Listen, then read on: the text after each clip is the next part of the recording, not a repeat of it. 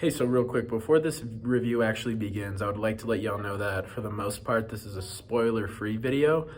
So the section where I'm talking in front of the microphone is all spoiler-free. The section at the end where I have the discussion with my friend who's read the books, that is full of spoilers for the books and the movie. So if you haven't seen the movie, I'd recommend watching it until that point. And if you have seen the movie or read the books, feel free to watch the whole thing. But yeah.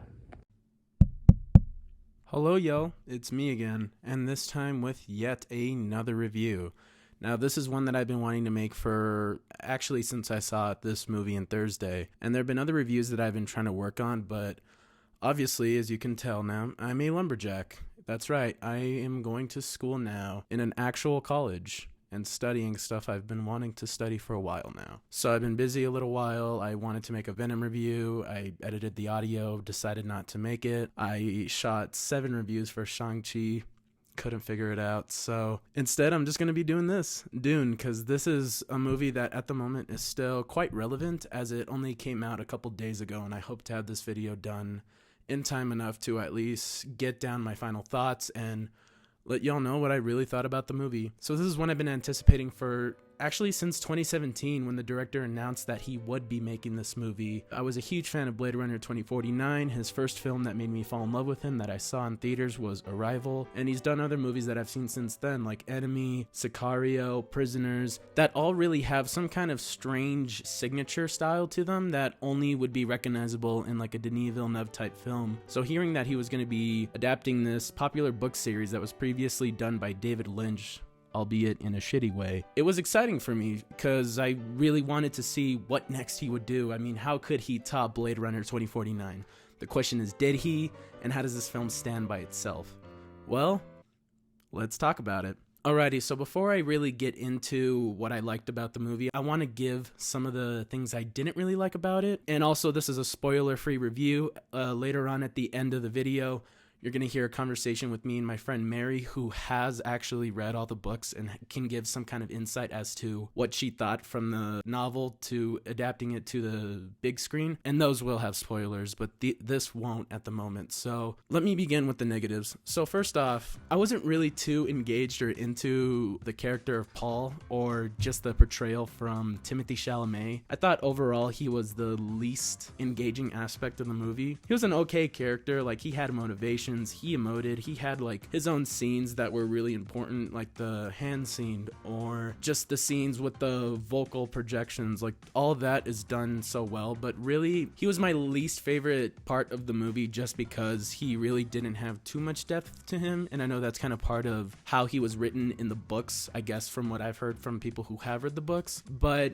it just caused a bit of, I don't know, just a bit of a disconnect for me personally because I cared a lot about the other characters that were shown on screen versus him, but it seems that it has a lot of setup for what this character is about to become. Also, not to spoil anything, but the film is kind of setting itself up for others because overall the story of Dune can't be condensed into one film. So the film kind of ends abruptly in a way, and it kind of ends on like a bit of a cliffhanger, which I guess I understand like what it's trying to do, but it kind of just left me a bit confused at first just because I don't know what else is going to happen. I know that's the point of the entire story or even making this film for, I guess, for that matter, but it did kind of distract me a little and kept me wondering and having more questions as to answers as to what I just saw and what the intent was for this first movie. But it's definitely trying to set up a bigger world that hopefully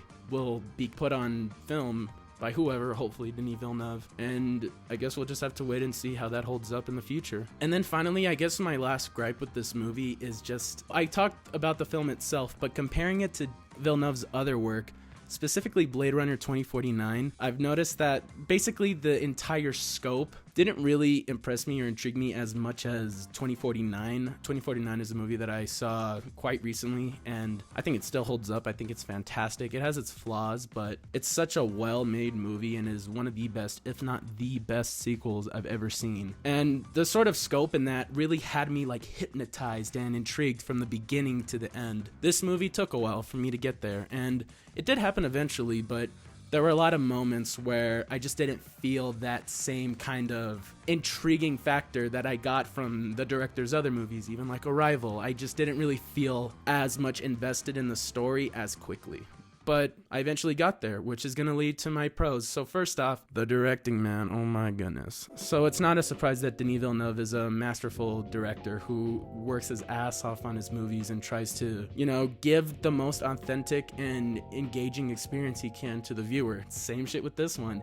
He exactly does that in a way where it really does feel like, I guess, this source material, because I've seen some clips of David Lynch's Dune, it just really feels a lot different than that one. And while the original one has its charms to it, this one feels a lot more grounded in reality and engaging from an audience perspective. So like with this one, I felt a lot more engaged and just like completely blown away by some of the things that this movie was doing. Also, huge props to the lighting and the effects, because my goodness, man. So this movie is beautifully lit. Everything seems practical. The effects in this movie, especially the creature designs, dude, like everything just looks so good. And you really like, I know this is such a trope to say in movie reviews, but you feel the overall scope of the film, especially when you're watching it on a big screen, like in a theater and any kind of premium format. You really see everything and you feel like you're in that world for a while. It's not a film that has all this sort of rushing bullshit, ADHD, action-filled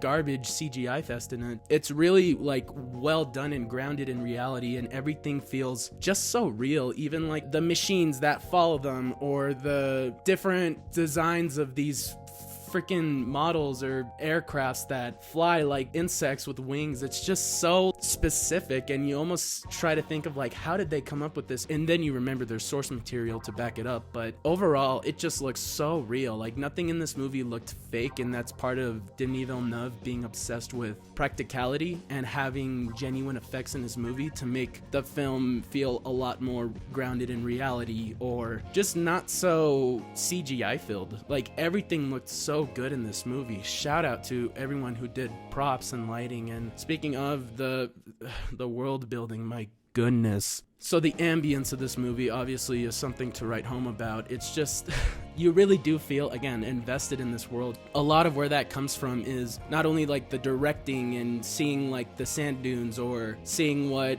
Paul's home planet looks like, but it also gets a lot of help from the score. I thought Hans Zimmer's score for this movie was nothing short of amazing, and everything just felt so loud, so ambient, so dry. Like it really fits with this sort of depressing state that the world is in during, I guess, whenever this movie takes place. And it's so specific. Everything feels so carefully crafted that you really feel like you're watching a vision. You don't feel like you're watching a movie that someone made for a paycheck. Everything, especially the world building in this movie, is done so well, and I'm all in. I'm ready to see what they do next with the rest of their films, or with the rest of the story that's going to be shown, at least in theaters. So it intrigued me, and again, I'm fully invested in what's about to come. Besides Paul, I do think the characters for the most part are really well done as well. I really cared about the mother. There's the higher up girl who tests Paul in that one scene. I thought that was fantastic. The dad had a lot of depth to him, even like the friend at that moment. Like there's just so much to the rest of the characters that really didn't feel too developed with the main character Paul, but everyone else reacted the way they should have reacted, considering their circumstances, and it all felt reasonable for the people to act the way they do, even if you don't agree with some of them some of the times. Oh, dude. Oh, the sound design, it's so good. So again, with the music and the ambience, just specific scenes of sound design, like the voice commands when you hear it like in all channels from the theater, or depending on if you saw this on HBO Max, which I highly recommend you don't. If you have like surround sound, you're gonna hear on all speakers the vocal bass to like how much and how intimidating those vocal commands in this world sound. That's just so well done and so specific. Again, it just like, it really felt carefully crafted, and it's almost like they knew how this should sound, and they really tried to convey it the best they could with what they had to show in theaters. And even like the singing, growling moments, like the first 5 seconds of the movie where it shows that quote before the logos start, or that scene where you see all those people listening to that one guy beatboxing or singing or whatever the hell he's doing. Again, carefully crafted to the point where you would like never expect or figure out how someone could have created those kinds of sounds.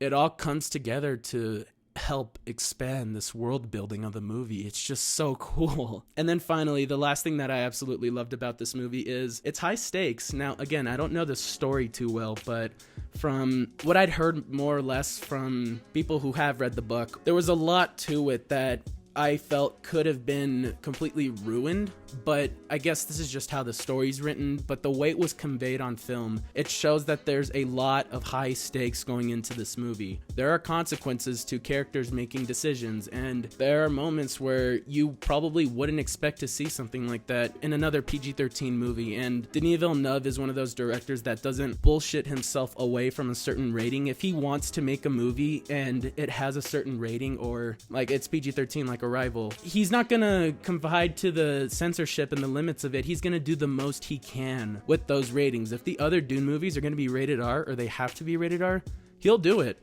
Denis Villeneuve is one of those directors that really cares about source material when it comes to adapting certain works of text or certain worlds on screen. And with this one, he completely did that, because there's like a scene where you see, this isn't spoilers, but it's just like one of the things you see corpses burning. And I've never seen that in a PG-13 movie like ever. That was brutal. And they held on to that shot for a long time to emphasize the stakes that are being held up, like how high the stakes are going to be in this movie or in this world that they're trying to set up. And there's just so many moments of that where the movie really feels like it's really trying to set up not just like other movies, but a world to immerse you in, similar to the Harry Potter films or the Lord of the Rings films. Like it really feels sort of like this grandiose type project that's trying to set up this entire world that I'm honestly fully invested in. Like, I am really excited to see what spirals from this film, hopefully succeeding. At the moment, it's doing pretty well, and I'm really excited just to get the sense of seeing movies in theaters again, because there's still a pandemic going on right now. Things are getting better, but it's still not 100%. But seeing something like this, getting ready to set up this world made by a director who really gives a fuck, and working with a lot of these people like Hans Zimmer, who has basically only dreamt about making a score for this movie, and getting a bunch of these actors together to best portray the characters that were previously developed by the author of the original source material. That's really cool, and I'm really excited to see what he does next. I didn't think this film was perfect, but it really hasn't left my mind since I saw it Thursday night, and honestly, for that, I'm giving it an 8 out of 10 just because there's so much to it. It might get better on rewatches, who knows, but really, what a great movie. And I know 8 seems like a low score, but seriously, if you can go watch this movie, please go watch it in theaters, because not that HBO Max is the worst service ever. It's not that your TV isn't big enough or you don't have the right sound system. You probably do. But please try to support this movie theatrically, because it really does need the money after the god-awful failure of Blade Runner 2049. Even though it's such a good movie, it's seriously a 10 out of 10. Go check that one out if you haven't seen it. This movie needs the money, and HBO Max will give it some kind of money. And if you absolutely can't watch this movie in theaters anyway, try to watch it in the best way possible, because this is one of those movies that deserves the best experience for the first experience. And yeah, let me know what y'all thought in the comments. If you agreed with me, let me know. If not, let me know. And that being said, have fun. Go watch a movie. And this isn't quite the end of the video. Here's the discussion that I was talking about earlier. But yeah, those are my thoughts on Dune. And definitely go check it out. Transition. All right, so Dune. So the first question I really need to ask you is the rating. It's PG-13. Did it ruin anything? Was there anything that should have been there that wasn't there? Or like, what about it? I have a few other questions too. I really don't think so, because I was more worried about like the second half of the book, because that part is very brutal, because it involved like war and also like training Paul and everything. So yeah. I was really scared with like them censoring all of that, and also censoring like what is like the Bene Gesserit like way, and like all of the shit behind that. But they didn't do that. And the first half is, of course, like setting up this world for you to look at. Yeah. And they didn't censor any of it, and I just thought it was perfect. That's awesome. Because I know for a fact if the director needs a movie to be R, he'll make it R and it'll do well. But even the violent scenes, I noticed there wasn't like blood flying at the screen, which was fine, but it was still like brutal. Like you saw burning corpses, which I hadn't seen in a PG-13 movie till then.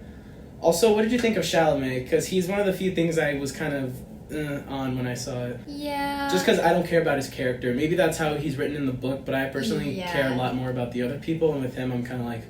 He's kind of like you don't really care about him in the book either. Okay. So maybe that was intentional. It was intentional, and it was written kind of perfect. And he did okay with, like, conveying what he needed to, or emoting when he had to in the scenes. What did you think of Duncan's death? Duncan? Yeah. The friend? Yeah, the pilot. Is that how he dies in the book? I heard it's kind of the same thing. Exactly the same. I was so happy, like, with how it, like, not only with how, like, they escaped, because that was, like, pinpoint exactly like the book, but also, like, that whole scene where, like, he's telling him about his dream, too, like, in advance, is exactly like the book. Really? Yeah. Okay, because his death, just the death of so many characters that I was caring about is really showing the stakes to this movie. So, like, anything that I doubted or was like, oh, maybe that'll be too predictable, like, legit, the dad fucking dies. That I didn't see coming at all. With the tooth thing, that was cool. That's just like the book, too. With the friend dying, because there were a lot of, just from the teaser trailer, because I haven't seen any other trailers, but with the teaser trailer, I basically memorized every shot of it, because I've seen that trailer so many times. That I remember, like, as I was watching, I'm like, okay, so that scene where Jason Momoa does this and is going to fight someone, I knew that was coming. I didn't, like, literally the Fandango trailer showed that whole scene, which was ridiculous. And the trailers are giving away her, like, this is just the beginning thing at the end, which is also why I avoided it. Yeah. But, like, my only gripes with it are Timothée Chalamet specifically, and the fact that it is setting up the other movies, which means the other ones are probably going to be way better in contrast to this movie that's already really good. I thought, personally, Timothée Chalamet was, like, the perfect choice. I was really worried about it, because, like, you see him in a lot of dramas and a lot of, like, romantic, like, movies, but you don't really see him in, like, action and, like, very serious roles like this. And I was so impressed with, like, his character and how he portrayed Paul, because it was exactly how I imagined it when I was reading it. Like, he's a kid, and what the, like, older movies and the older shows don't portray is that he's this kid and that he's afraid and that he has to conquer this fear, that his mom keeps repeating that over and over in the book. And, like, that's, like... He showed that. Yeah, he showed that so well. And, like, it showed the character progression of him so well. And I was like, I felt like this was, like, pinpoint, the script, like, was from the book. Like, every shot, every, like, little detail, like, with their clothes, with the, like, breathing tubes, with the tent, like, with that they were staying in. The blue eyes actually looked cool. They didn't look like the ridiculous thing. Exactly, with the seeker/tracker thing that goes in to kill him. Yeah, I was going to mention that at all, but I heard you hinting about some of that stuff. Literally, like, shot for shot, it was exactly like that. And, like, I didn't imagine, like, some things, like the worm, I imagine it, like, kind of like the Boba Fett, like, the worm that eats him. Yeah, that thing. But, like, and a lot of the stuff I imagine, I always think of Star Wars. So the Seeker, I always thought of that, like, little thing that goes in to kill, like, Padme and... Yeah, I saw the same thing with that. Yeah, so, seeing it look a lot more authentic to what the book was conveying. Right. So I was just so impressed with, like, the visuals were beautiful. Yes, Denis Villeneuve, one of my favorite directors. I was also impressed with how, like, much they talk about, like, the Adib, which is, like, the, like, little mouse. Yeah, the mouse. So people are saying that that's the best character in the movie. It's, like, supposed to be this Muad Adib. I always forget how to pronounce it. But it's, like, what he is, like, this prophecy, right, that's supposed to save everything. And it's modeled after the actual animal Muad'Dib or whatever, which is the little mouse that survives in the desert. Like, you see, they even show the shots of, like, the sweat dripping from the ears and drinking. Yeah, that was cool. And the tent, it even shows the little tent it makes from, like, its saliva. Like, that is in the book. And they even, like, tell him that's why he's called that, because he's this survivor who like conquers the inconquerable, which is this desert, this mass planet. Yeah. So another thing, what did you think of, because I absolutely love the scene, and then I gotta ask you about like a really important character. Okay. What did you think of the scene where he puts his hand in the box? I thought that was fucking cool. I thought it was cool, but for some reason when I was reading it, I just imagined it way differently. But I thought that the perspective and the interpretation of it was really interesting, because I would have never thought of it like that. Yeah. For some reason, when I like was reading it, because like when you're reading it, you imagine it because he's displaying this pain that he's feeling as so great that it's not even just his hand feeling it, it's his entire body. Yeah. So when I imagined it, I imagined like his whole body being on fire. Like that's how he's like that's what he's feeling. Yeah. And he has to like not scream or even say anything during this test. Crazy. And just face his fear and just look at like the Mother Superior. Yeah, so another question you asked early on was Mother Superior in the movie, because you said they all oppose him. Yeah. That was in the movie, which I really appreciated. And like the mom was talking about how like the box thing looked painful, but it wasn't until the mom's like, you didn't have to go that far on him, and like that scene where she's crying behind the doors, like has she gone through that? Like is that No, does she or does she in a just sense, know the Mother Superior's she in a tactics? sense know what is going to happen, but she's also fearing him dying. She doesn't know if her he wasn't supposed to training. live for that. She doesn't know if her training will be enough for him to survive, because that test is basically to see whether he's worthy or not to be the male Bene Gesserit. So like during that test, I didn't want to say all this too, like because I didn't want to spoil it for, but like during that test, like in the book, she is outside, and I thought that was so cool that they showed her crying, because in the book you don't know how she's reacting. You only know how like she communicated and was like showing like shaky hands, like that's what the only thing they really say about the mom, like when he goes into that room, and you got to see her saying all of the words and reciting it. That's the Bene Gesserit way. Yeah. So like what she was reciting is basically like a prayer, or like or like an omen to like what they believe in, which is like to leave away fear and to take on like the risk, and like that's their whole way. And she was reciting that, and like it keeps going back and forth to like her reciting it and crying, while like also Paul like regaining strength and like finally not like twitching or screaming or whatever with his hand in the box. Yeah.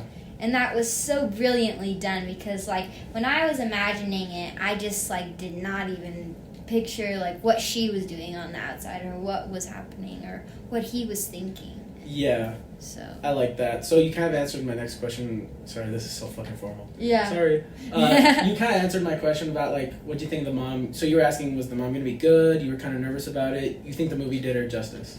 I think they did her for justice. Now.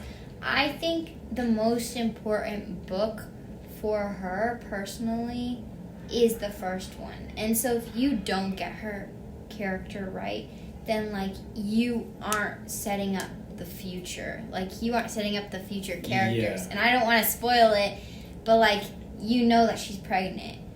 Yeah, like he said, I know you're pregnant. That. I forgot about that. That's a really important part. So you have to like keep that in mind. I don't want to say anything other than that. But like just her character being so strong, and like also how like she only showed emotion, like sad emotion, when she was by herself when her husband was alive. She was by herself, and every time she was by herself she was in pain. She was crying. She was in fear. But then when her husband dies, well, not even her husband, it's like the Duke. Yeah, you're telling me. She like loses everything that was keeping her like in control around Paul. Yeah. And she loses it in front of Paul. And that Wait, this happens in the movie or in the book? In the movie. Sorry, my phone's ringing. You're good. But one big question. What did you think of the score? And did you think it was too loud? Because I thought it was loud on purpose, and I thought that is what made it so cool. I thought the music was really well done. Because Hans Zimmer literally, like, has been waiting to make a Dune score his whole life, and this director's always wanted to direct Dune with some justice. Every, like, musical note and, like, sound made was, like, so intentional, like, with purveying, like, the emotion or the seriousness of the situation or, like, the vastness of the, like, desert. Like, when you hear stuff like that, it's, like, almost like an echo. Yeah. And so, like, it's you just crazy realize good. how alone they are in this giant, like, desert on this planet. And they have no one to go to. And they have to, like, their only resort are these, like, strangers, the Fremen. Yeah. Like, I thought that was, like, really cool. Alrighty, and that concludes the video.